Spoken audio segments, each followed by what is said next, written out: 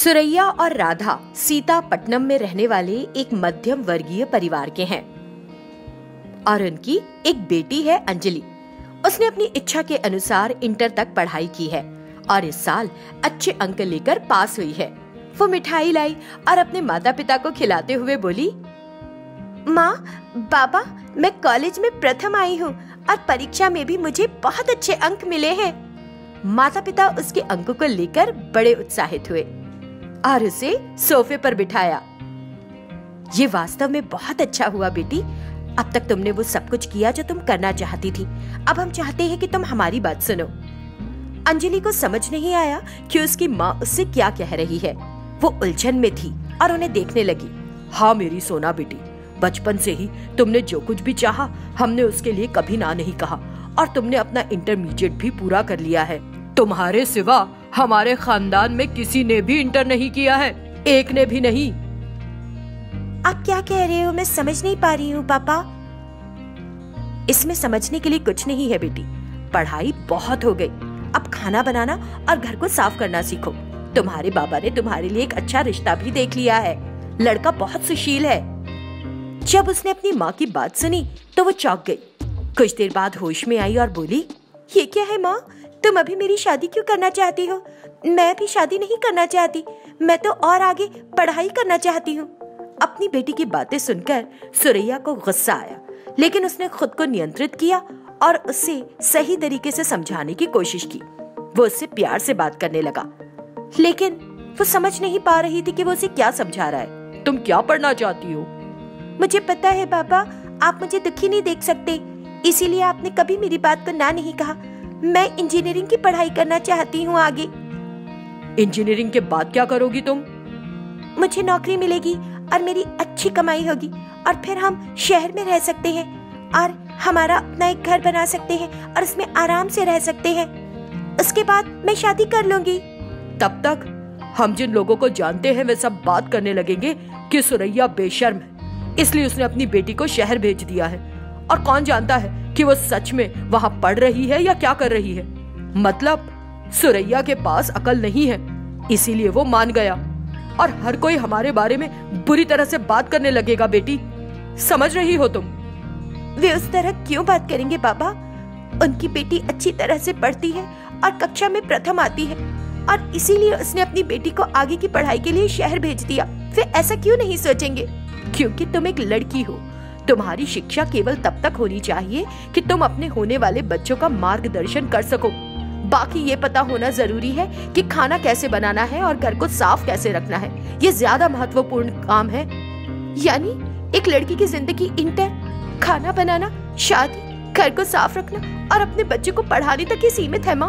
और जो सीमा खींची गई है, ये सीमा तुम्हारे लिए अकेले के लिए नहीं खींची गई है बेटी। हाँ पापा, जब मैं इस दुनिया में आई तो मेरे माथे पर ये रेखा खींच दी गई थी। लेकिन मैं ये नहीं कह रही हूँ कि मैं शादी नहीं करूंगी। मैं शादी करूंगी, लेकिन मेरी मेंटल स्थिति, शरीर की स्थिति, सब कुछ ठीक में सिंक में होना चाहिए ना। इतना ही कह रही हूँ मैं आपसे। हम इन सब बातों को नहीं जानते क्योंकि हमने तुम्हारी जितनी पढ़ाई नहीं की। जैसे ही लड़की 16 वर्ष की होती है, हमें एक अच्छा दूल्हा देखकर उसकी शादी कर देनी है और हमें ध्यान रखना है कि सारे इंतजाम अच्छे से हों। बस इतना ही जानते हैं हम। और तुम हमारी बात सुनो। अगर आपको इंजीनियरिंग नहीं करवाना तो मुझे मेडिसिन में सीट मिल सकती है। मैं मेडिसिन करूंगी और मैं गरीब लोगों के लिए काम करूंगी। सभी को अच्छा स्वास्थ्य दूंगी ना। बेटी की बात सुनकर माता पिता दोनों जैसे गुंगे हो गए। उनकी हालत देखकर उनकी बेटी कुछ इस तरह बोली, अगर आप दोनों को मेरा डॉक्टर बनना पसंद नहीं तो मैं कानून पढ़ूंगी, लॉयर बनूंगी, समाज को न्याय दिलाने वाली वकील भी बन सकती हूँ। मैं सच कह रही हूँ मापा। देखो, जो तुम्हारी देखभाल करेगा यानी तुम्हारा पति, और तुम्हारे ससुराल वाले नहीं चाहते कि तुमको इससे ज्यादा शिक्षा मिले। हम तुमको और शिक्षित नहीं करने जा रहे हैं और इसके बारे में और बात करना बेकार है। शादी जल्द ही करेंगे तुम्हारी। इतना कहकर सुरैया वहां से चला गया। अगर तुम तैयार हो जाओ तो मैं तुम्हें खाना बनाना सिखा दूं। इतना कहकर राधा भी किचन में चली गई। सोफे पर बैठी अंजलि रोने लगी। दिन बीत रहे थे और एक दिन अंजलि की इंटर में पढ़ाने वाली शिक्षिका सरोजा उनके घर आई और उसकी माँ से इस तरह पूछा, क्या अंजलि घर पर नहीं है? अंजलि, तुम्हारी शिक्षिका तुमसे मिलने आई है, चाय लाओ। सुनकर अंजलि सोचकर खुश हो गई कि उसकी मैडम उसके माता पिता को कुछ हद तक मना सकती हैं। उसने जल्दी से उनके लिए चाय बनाई और भागकर उनके लिए लेकर गई। सरोजा को चाय दी। सरोजा समझाने की कोशिश कर रही थी, लेकिन अंजलि की माँ उसकी बात मानने को तैयार नहीं थी और उसकी शादी कराने पर तुली थी। उसने बताया कि लड़के के घर के लोग अंजलि को देखने के लिए आने वाले हैं।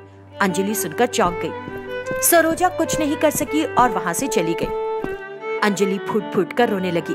उसकी माँ से उसे इस तरह रोते हुए नहीं देखा गया और वो बोली, देखो अंजलि बेटी, अगर लड़का हमारे घर आता है और अगर वो तुमसे बात करना चाहता है तो उसे अपनी इच्छा बताना, और अगर लड़का मान गया तो मैं तुम्हारे पिता को मना लूं, इसकी जरूर कोशिश करूंगी।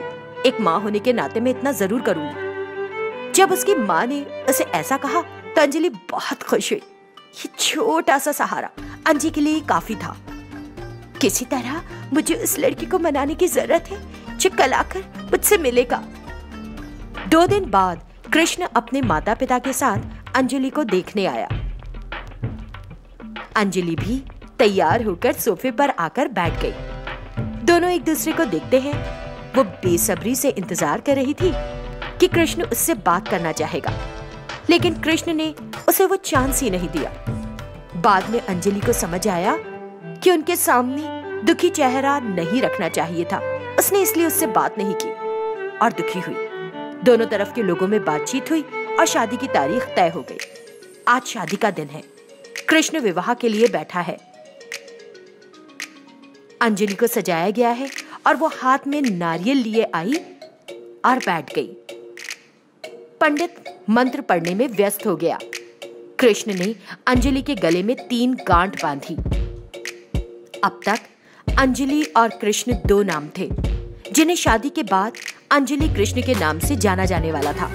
दुख से भरी अंजलि को सभी औपचारिकताओं के बाद एक कार में उसके ससुराल भेज दिया गया।